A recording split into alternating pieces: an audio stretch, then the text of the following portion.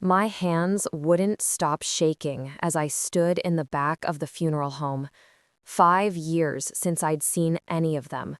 5 years since that dinner where my parents told me I was dead to them.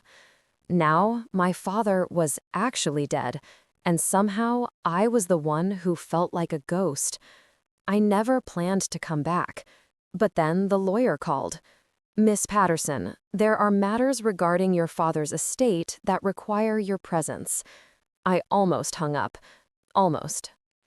The usher led family members to their seats. My mother, thin and brittle, clutching my brother David's arm. My sister Melissa, her husband, their perfect children. Aunt Caroline dabbing at dry eyes with a monogrammed handkerchief. None of them had noticed me yet. Then the family lawyer, Mr. Whitaker, caught my eye across the room and nodded almost imperceptibly. The same man who'd called me here. The same man who knew exactly what my father had hidden from everyone for decades. The truth that had cost me everything when I discovered it. They were about to find out what happens when you disown the one person who knows all your secrets. Growing up in Fairfield, Connecticut was all about appearances. The Pattersons were fixtures of local society. My father, Richard, a senior partner at his law firm. My mother, Eleanor, chairwoman of 3 different charity boards. My siblings, groomed for similar success. Our colonial revival on Greenfield Hill hosted garden parties where state senators mingled with Yale deans. We were that family, the ones others aspired to be. Dad cultivated this image with ruthless precision. A Patterson never shows weakness, he'd say, straightening my posture at the country club. I was Jessica Patterson, the middle child, the one who never quite fit the mold. While Melissa became head cheerleader and David captained debate team, I preferred sketching behind the bleachers and asking uncomfortable questions at dinner parties. The first time I truly disappointed him was my junior year of high school, the Fairfield Autumn Gala, where I was supposed to be introduced alongside the other debutantes. Instead, I was caught kissing Senator Walker's daughter in the coat check room. Dad pulled me out by my arm, fingers digging so deep they left marks. "You embarrass this family with your experimentation," he hissed on the silent drive home. "Fix yourself, or don't bother coming home after college." I tried. God, I tried. I dated appropriate boys through Yale, joined the right sorority, majored in economics instead of art, took the corporate job in Manhattan. For years, I dimmed myself to maintain the glow of the Patterson name. The grand gesture was the lake house in the Berkshires. Dad bought it when I was 8, our summer retreat. While the main house was for show, the lake house was where we occasionally became a real family, where Dad taught me to fish, where Mom actually laughed, where we weren't performing for anyone. He promised it would be mine someday. For you, Jessie, the only one who appreciates it properly. I never suspected this promise concealed something darker. The lake house wasn't just a retreat, it was a repository of secrets.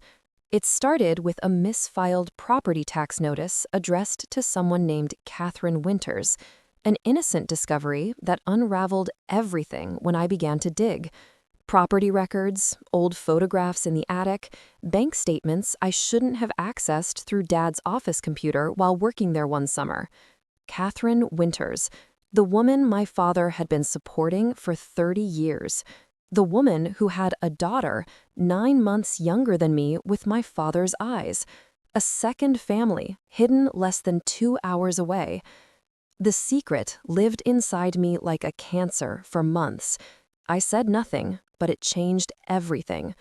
Every family dinner, every speech about integrity, every criticism of my lifestyle choices, all of it poisoned by his hypocrisy. I was being judged by a man living a double life, and nobody else knew. My parents' 40th anniversary dinner was meant to be the society event of the season. Eleanor Patterson had spent months ensuring every detail was perfect, from the hand-calligraphed invitations to the imported orchid centerpieces at the Greenwich Country Club ballroom. 200 guests, a string quartet, a custom ice sculpture of their wedding date, pure Patterson perfection. I flew in from New York the day before, staying at a hotel rather than the family home. Melissa called me 3 times to confirm I'd dress appropriately and behave.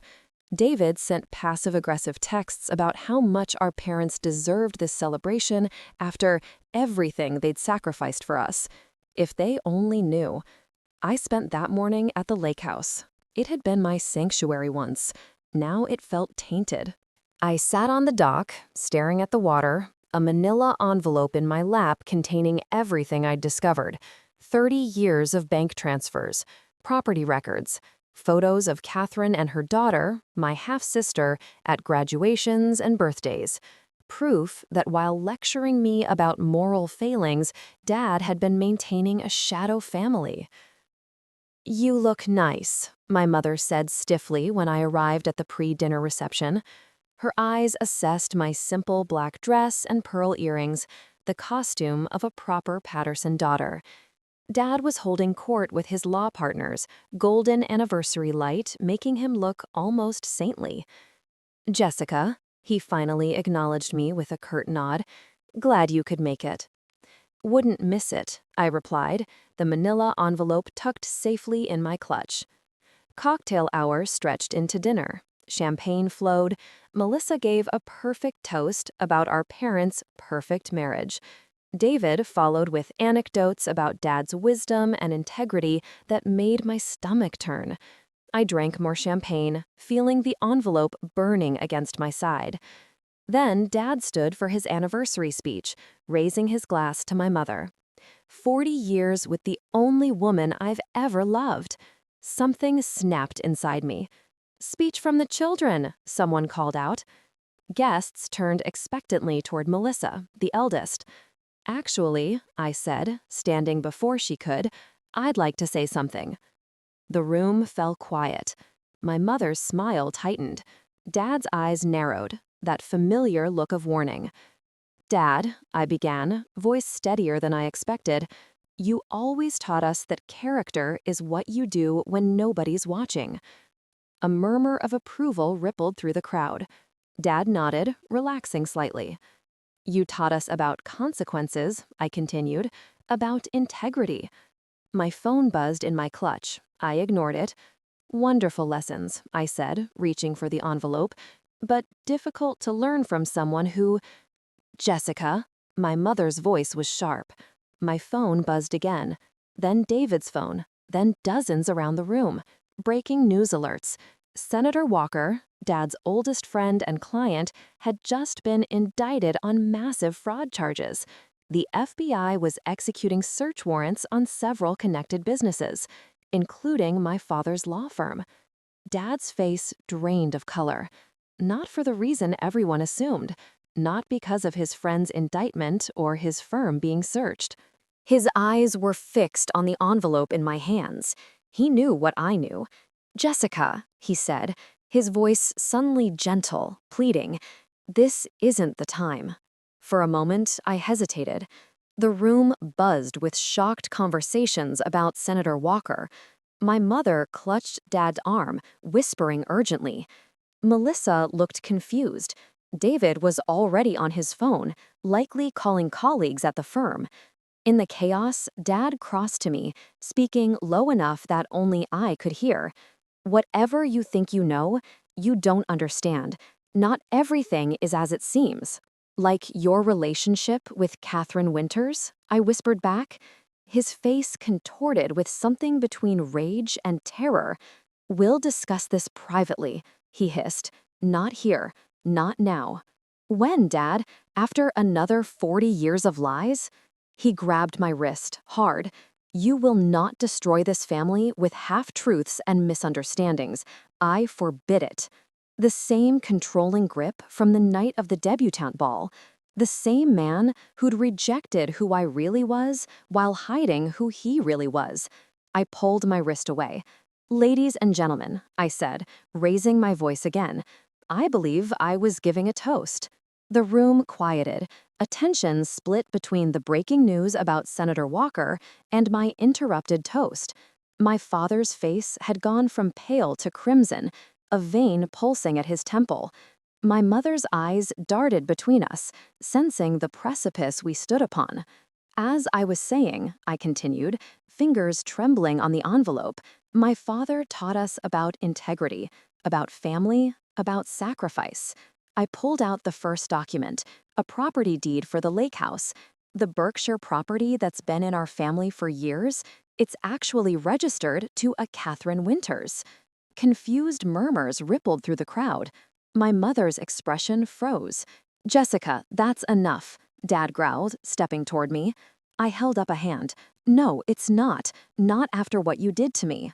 The second document, bank statements showing monthly transfers spanning decades. $40,000 every month for 30 years? David was beside Dad now, whispering urgently. Melissa sat rigid in her chair, her husband's arm around her shoulders. "While you were telling me I was an embarrassment for being gay, you were maintaining a second household." My voice broke.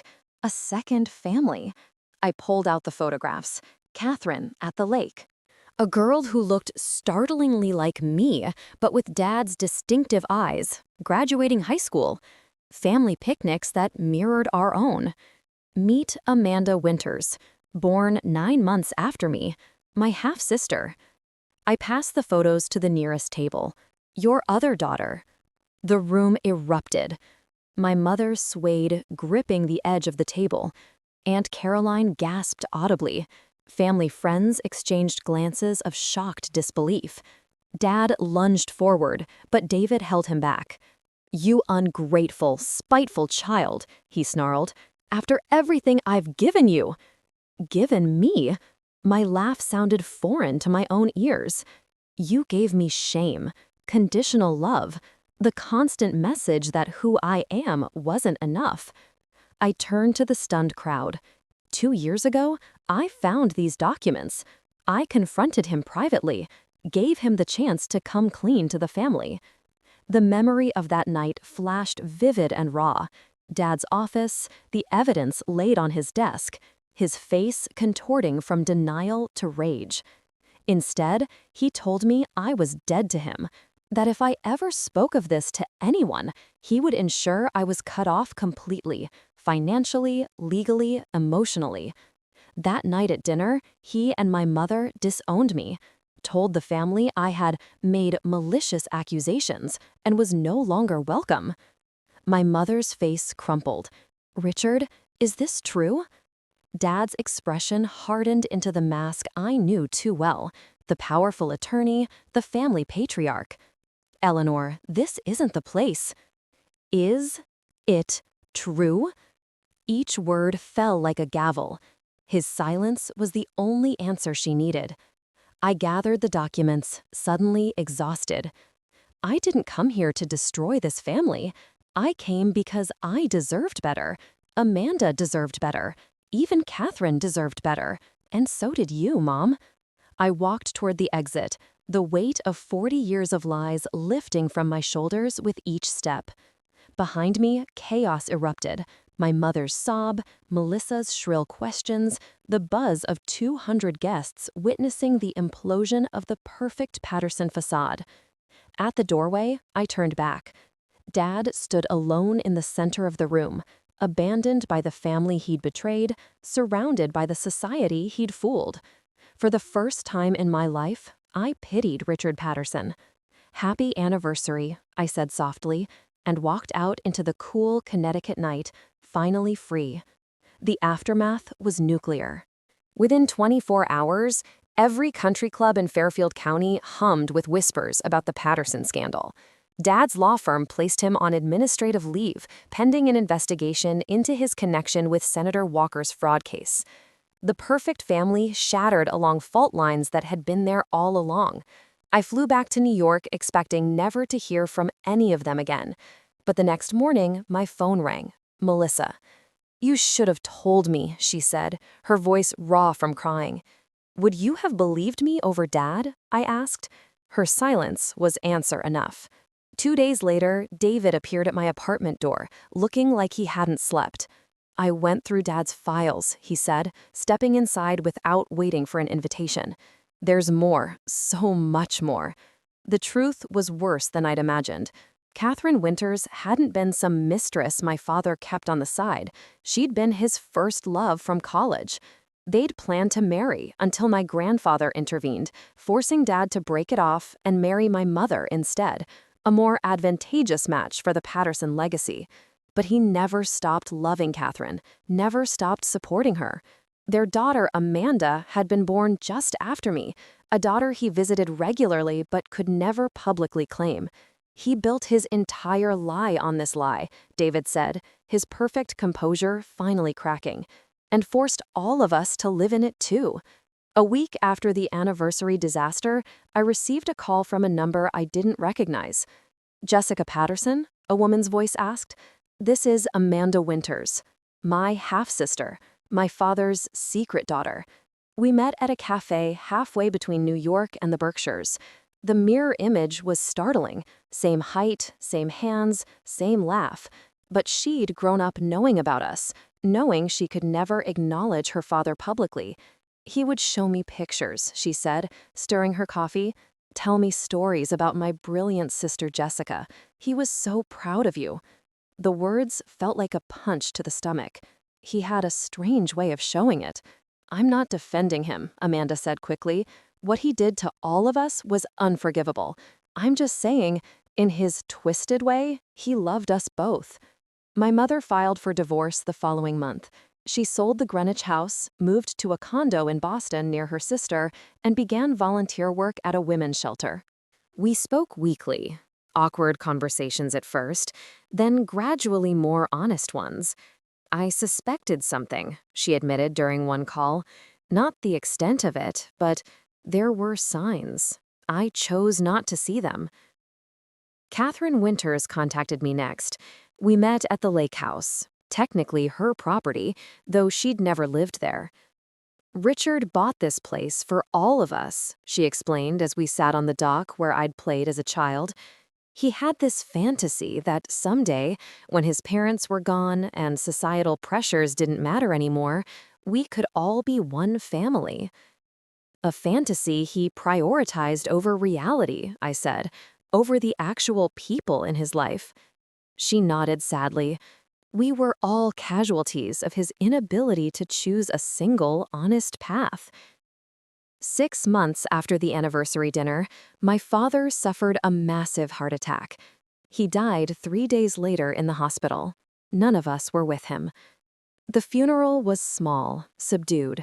The mighty Richard Patterson laid low not by scandal, but by his own body's betrayal.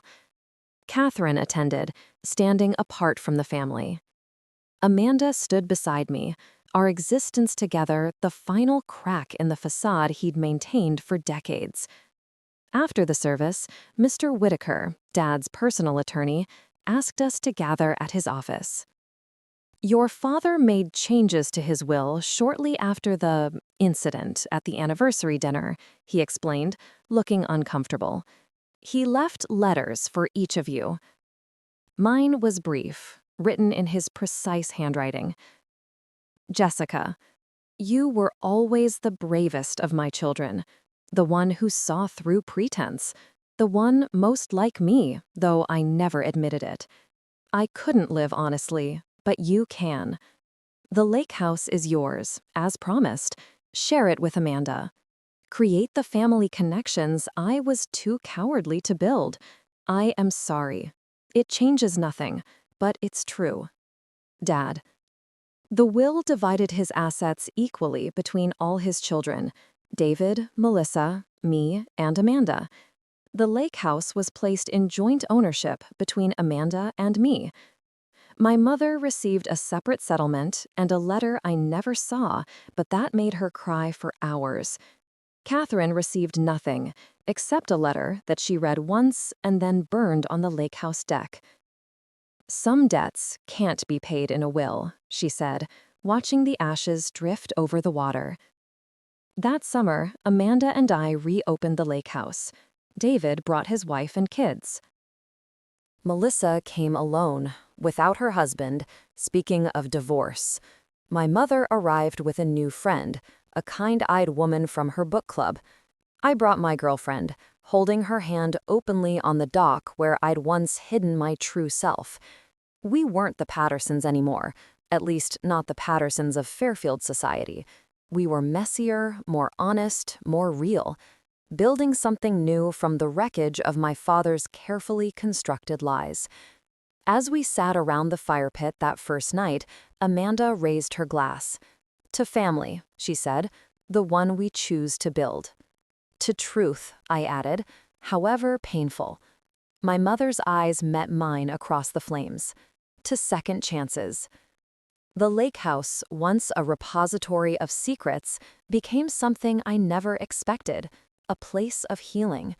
Standing at the back of that funeral home 5 years ago, I couldn't have imagined where the path would lead. From being disowned to discovering a sister, from losing a father to gaining an authentic life. The journey wasn't what I would have chosen, but it's one I've come to cherish. The lake house is full now most weekends. Amanda's children call me Aunt Jessie. Mom brings her partner Jane. Even Melissa, who once judged me harshest, now asks my advice on raising her daughter to be brave like her aunt.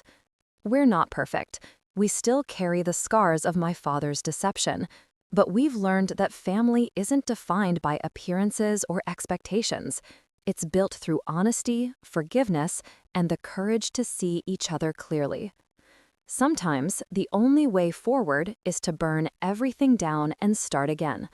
If you're standing in the ashes of what was, know that something truer can grow there. Your story isn't over. It's just beginning. If this story resonated with you, please subscribe for more real-life stories of family, identity, and finding your truth. Share your own journey in the comments below.